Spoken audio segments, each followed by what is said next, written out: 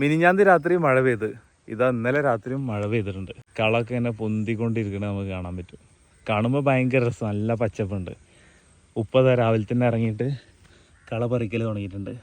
നമ്മുടെ ചില തൈകളൊക്കെ നല്ല ഉഷാറായി വരുന്നുണ്ട്. ചില തൈകളൊക്കെ വള്ളി വീശാനൊക്കെ റെഡി ആയിട്ട് ഇങ്ങനെ നിൽക്കുന്നുണ്ട്. കള കണ്ടില്ലേ?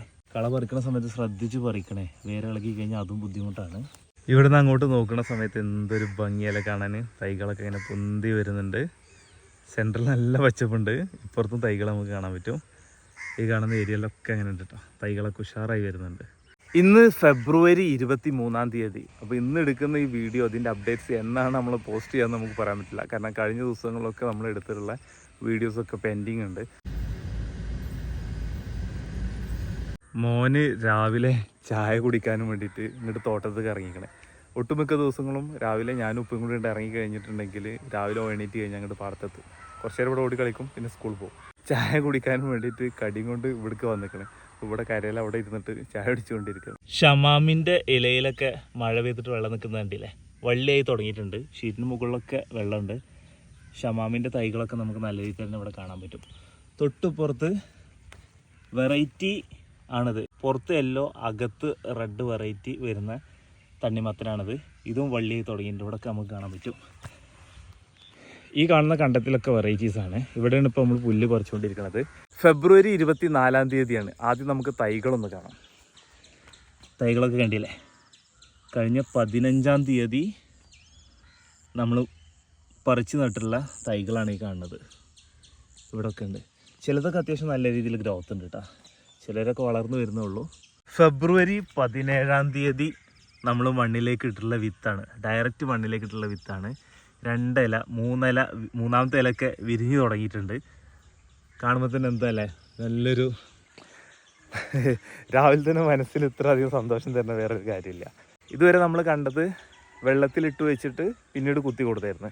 അതല്ലാതെ പാക്കറ്റ് നേരിട്ട് കട്ട് ചെയ്തിട്ട് നമ്മൾ മണ്ണിലേക്ക് വെച്ചതുണ്ടായിരുന്നു. ഇന്നലെ മഴ ചെയ്തിട്ടില്ല, പക്ഷെ ആ മഞ്ഞിൻ്റെ ആ വരുത് ഇലകളിലൊക്കെ നിൽക്കുന്നത് നമുക്ക് കാണാൻ പറ്റും. ഷമാമിൻ്റെ വിത്താണത്. ഷമാമിൻ്റെ വിത്തൊക്കെ നല്ല രീതിയിൽ തന്നെ മുളച്ചു വന്നിട്ടുണ്ട്. ട്രെയിന് ബാക്കിൽ പോയിക്കൊണ്ടിരിക്കുന്നുണ്ട്. രാവിലെ ഒരുപാട് ട്രെയിനുകൾ ഉണ്ടായിരിക്കും. ഉച്ചക്കും രാത്രിയൊക്കെ പൊതുവെ ട്രെയിൻ കുറവാകുന്നുണ്ട്. രാവിലെയാണ് കൂടുതൽ ട്രെയിൻ ഉണ്ടാവില്ലേ. അപ്പോൾ നമ്മൾ രാവിലെ തന്നെ നമുക്ക് ട്രെയിൻ കാണാൻ പറ്റും. കുറേ സുഹൃത്തുക്കൾ വയ്ക്കാറുണ്ട് ട്രെയിൻ എന്തിനെങ്ങനെ കൂടുതൽ കാണിക്കണമെന്ന്.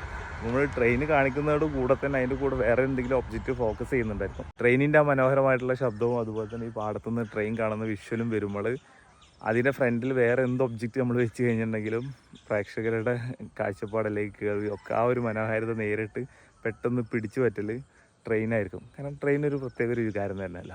ഇവിടെ മുള പൊട്ടി വരുന്നേ ഉള്ളൂ കേട്ടോ. കഴിഞ്ഞ 19 നമ്മളിവിടെ മണ്ണിൽ വെച്ചിട്ടുണ്ടായിരുന്നു, വിത്ത് വെച്ചിട്ടുണ്ടായിരുന്നത്. ഇന്ന് 23 ഇവിടേക്ക് വരുന്നേ ഉള്ളൂ.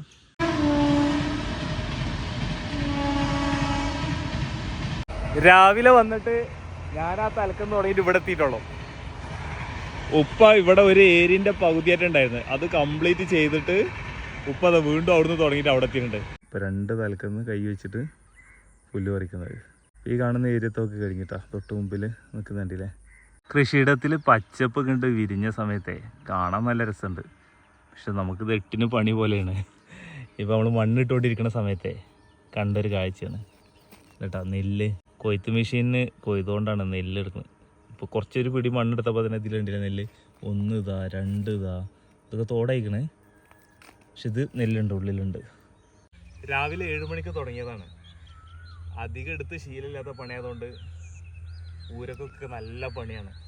നമ്മുടെ നാട്ടിലെ കർഷകൻ സുലൈമാങ്കാക്ക നമ്മുടെ തോട്ടത്തിൽ എത്തിയിട്ടുണ്ട് സന്ദർശിക്കാൻ. സുലൈമാങ്ക, എന്ത് തോന്നുന്നു ഈ സംഭവം കണ്ടിട്ട്?